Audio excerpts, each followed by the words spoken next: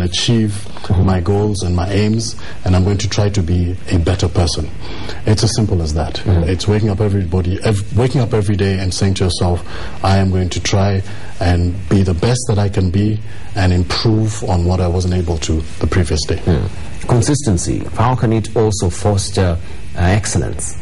I love that. And how can it promote also excellence? How can it promote you maybe to another level or cadre at work? Consistency. I love that term, consistency. I talk about consistency in terms of personal branding, in terms of your image. Are we one thing between 9 and 5 when we're at work, perfect modicum of wonderful business etiquette, excellent personal branding, good communication skills, and then 11 o'clock finds us somewhere having had too much alcohol and, you know, not behaving the way that we should. So there is something about consistency in delivering our personal brand, in delivering this excellence, in delivering the image that we want people to see. And it's being seen, it's being heard, it's being remembered, and consistently. So every time that I see you, I know that you are consistently going to communicate this way, you are consistently going to look a certain way, you are consistently going to behave a particular way. Consistency is absolutely vital. Right, we're talking about personal branding, and of course there are some times when your image gets dented because you've been embroiled in a scandal or something like that, and that image, you know, now it is soiled. How do I come out from that morass that I'm in? Case in point, we have Lance Armstrong right now struggling to rebrand himself, and the excellence that was there in the motorcycling, him being a cyclist, it's no longer there now because it's been tarnished by the doping scandals. How do I come out from that morass and regain the pursuit and the persons of excellence in my life again, when I'm dogged with all these people and cameras, the paparazzi following me, they're still looking for another dirty story in my life? Well, if I had the answer to that, I would certainly call up Lance Armstrong and probably make a whole bunch of money. But that's exactly what he's doing. He's now started that whole business of trying to rehabilitate his image. Personal brands can be broken, but the good news is that they can be put back together again. You can absolutely rehabilitate your image. The question is how. The question is how long will it take? The question is what steps am I going to take? And we can see in the Lance Armstrong check, this is the first steps he's taken. Right, he's admitted in public that he was doping, and this is part of that whole process of beginning to rehabilitate his image, of fixing his personal brand. And the good news is that there is light at the end of the tunnel. The question is, how long is that going to take? We've seen numerous people, whether in entertainment, whether in business, in politics, who had their brands, their personal brands damaged, but it was not irreparable damage. And people were able to come out on the other side born afresh. In fact, even successful brands need to go through evolution. Even people who are successful in their fields, and again, whatever field you may be in, even successful people need to change and evolve their brand, or perhaps there is a course correction. So it is a process we go through every single day. It's a process we should be going through every single day. We should be looking at ourselves and say, all right, this is the image that I have. Maybe I need to do things a little bit differently. Take that self-assessment test, find out what people are thinking, find out if you're sending out the right message or the wrong message, and make a course correction. If your brand is irreparably damaged, start doing things to rehabilitate that particular image. And we've seen numerous people, as I said before, have been able to do that. But it will take, how long can it take, really, rebranding yourself again after such a scandal? It's such an Herculean task. Well, in Lance Armstrong's case, we can say that it is pretty onerous, but it can be done. The question is, how committed are you to doing that, and are you taking the right steps towards doing it? You know, they say that a good name is better than rubies. Once it's been tarnished, that's it. So is my image redeemable? Yes. in pursuit of excellence? Or is it redeemable, really? It is absolutely redeemable. How long it will take, that is anybody's guess, but it is absolutely redeemable. And so people should not say to themselves, oh, this scandal has finished me completely, or something terrible happened to me at work. There is light at the end of the tunnel, and there are steps that you can take, like I said, to rehabilitate your image. Let's look at the impediments, maybe, that can be along your way in pursuit of excellence. What are some of the crippling factors that you think we as people, maybe as a company, we normally not keen on, and we should be keen on as far as our pursuit of excellence is concerned? Okay, well, maybe let's talk a little bit about the individuals who work for a particular company. The individuals. The driver really is the attitude. Yes. And the attitude is the driver. What attitude do you have towards life? What attitude do you have towards your job? What attitude do you have towards other people? That attitude, that little voice inside you that either tells you yay or nay, that tells you I really don't care about this, or I should really care about this. So first, it's fixing the attitude. If you have the right attitude, then you can go ahead and now work on your image. And then once you have the right image, and again, once you say to yourself that this is the image that I want to give, this is what I want the world to see, and people react to it in a positive way, it gives you that confidence. That confidence boosts your self-esteem. That self-esteem now leads you to pursue even bigger goals. Yeah. Right. Still on communication, there's a lot of people that they normally say, you have a gift of a gap, you have a gift, you have a silver tongue. Are people born that way? Or are people also can pursue to become good communicators? That is a great question, Debal. Are you born a great communicator, or are you born a great speaker, or are great speakers made? Well, here's the answer, and this is the definitive answer, if I may be so bold. Great speakers are made. Great speakers are made. I don't think anybody is actually born a great speaker. What happens is that you may be born with an aptitude towards being a great communicator or a great speaker. Right. Or you were exposed to that sort of environment at a young age. So at 2 years old, your parents stick you in front of a crowd of people, and you then start doing things towards becoming a great speaker. But every single person on this earth has the ability to become a great communicator, to become a great speaker. And you can go and take courses, you can go and join organizations, you can start practicing it at work, you can start practicing it at school. A lot of this has to do with practice. In fact, that's skills is. It's about doing something over and over again. It's about practice, it's about preparation, and you can be the best communicator, or you can be a great speaker.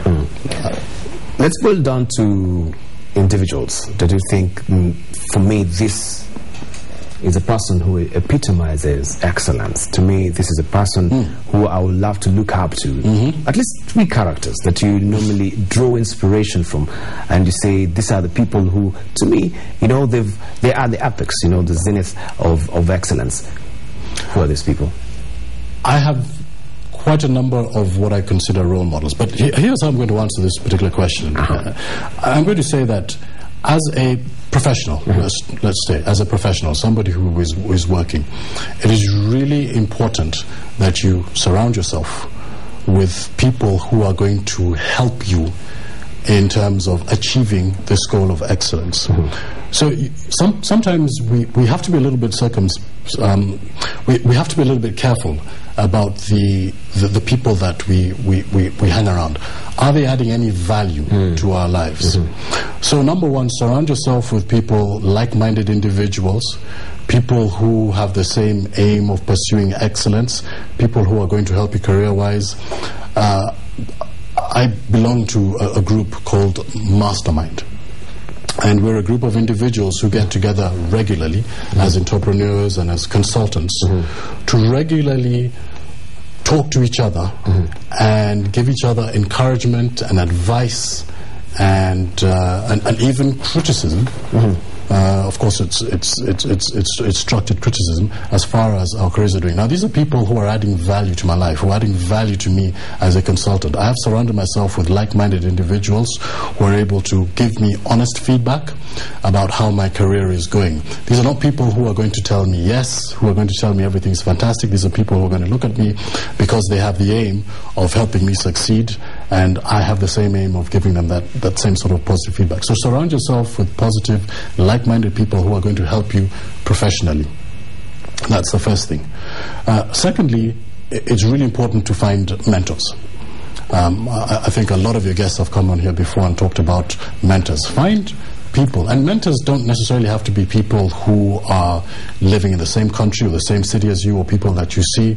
You can even have mentors with the age of the internet and communication at the touch of a button. You can find mentors anywhere across the globe. Find somebody who really is the epitome of what you'd like to be as a professional, and touch base with that particular person, and have this person give you some really good advice as far as your career is concerned. So number two is find a mentor or mentors, people who are going to help you in terms of giving you really good advice as far as your career is concerned. I think that's a start, certainly as professionals. In school or in university as a student, look for teachers, look for professors, look for senior people within the organization or the structure of the school who are going to give you advice, and go out and seek that advice and ask them really critical questions as far as your career is concerned, and hopefully they will be able to help you out.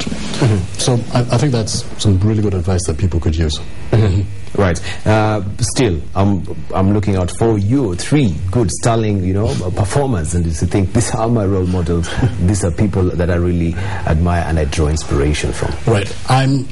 I'm a big reader, and that's one of the things. And we've talked about the reading culture in this country, but reading is really one of the ways to, certainly in my mind, that I have found people that I look up to. So we talk about people who help in terms of personal development. Everyone from people like Steve Covey to Robin Sharma. Those are people that I certainly look up to. I read their books, I read their articles, I read their blogs. Seth Godin, people like that, who are really helped me in terms of personal development. In my industry, there are people that I look up to around the world. So whether it's, I'm not going to mention their names, but there are people in the States, there are people in South Africa. Again, it's people that I follow online, people whose blogs I read, people whose articles I follow, people whose journals I read, in order to help me be the best that I can be. And then I also have people who just inspire me, who are not necessarily in my field. People who are film directors, people who are in different careers, and just the way they approach life and the way they approach their issues and their problems also gives me inspiration. So rather than give you the 3 people who inspire me, I have a lot of people who inspire me. You're a bit gun shy to tell me on camera here. I think I will do it off camera, then I will love to know. But I think that the thing is look around widely for sources of inspiration, to find people who can inspire.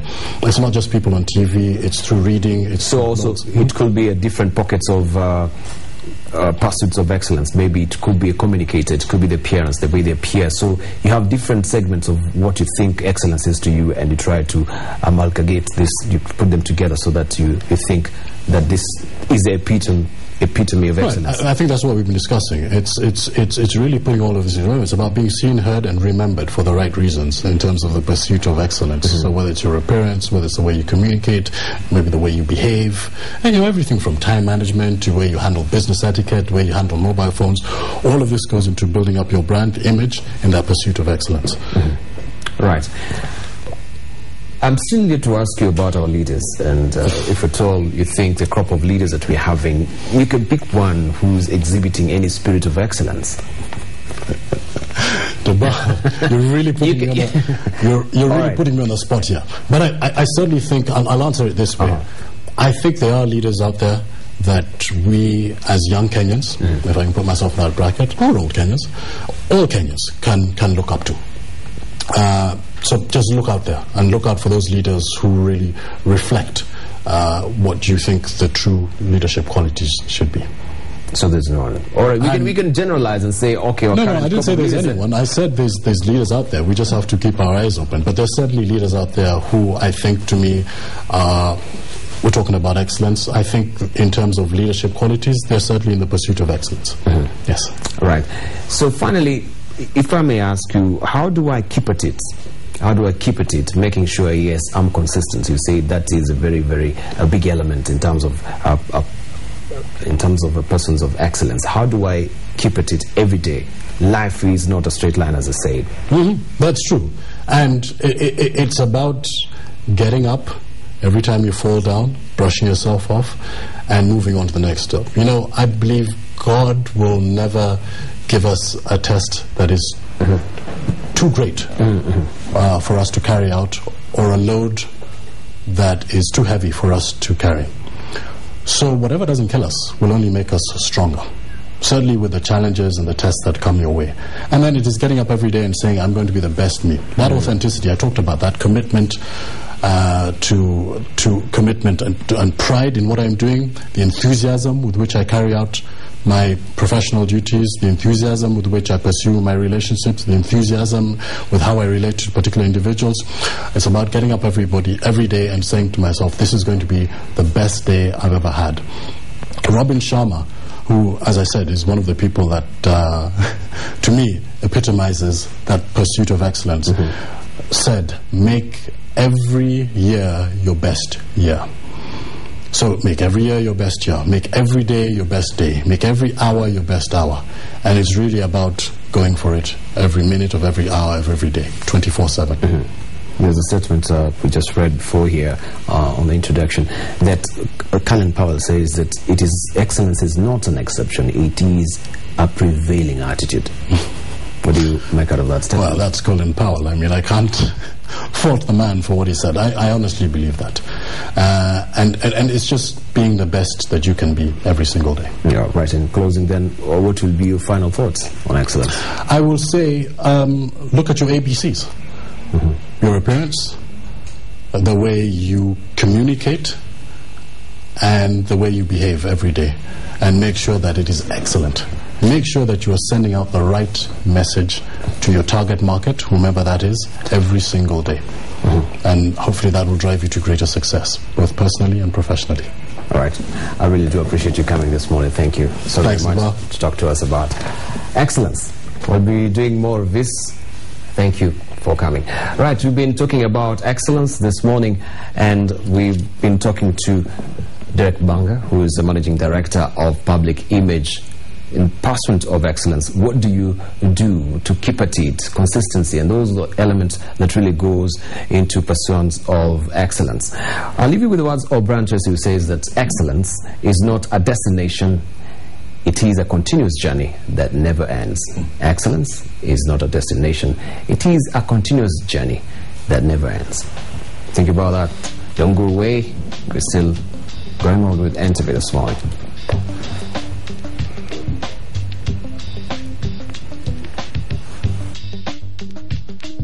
All right, see you on the other side of the break.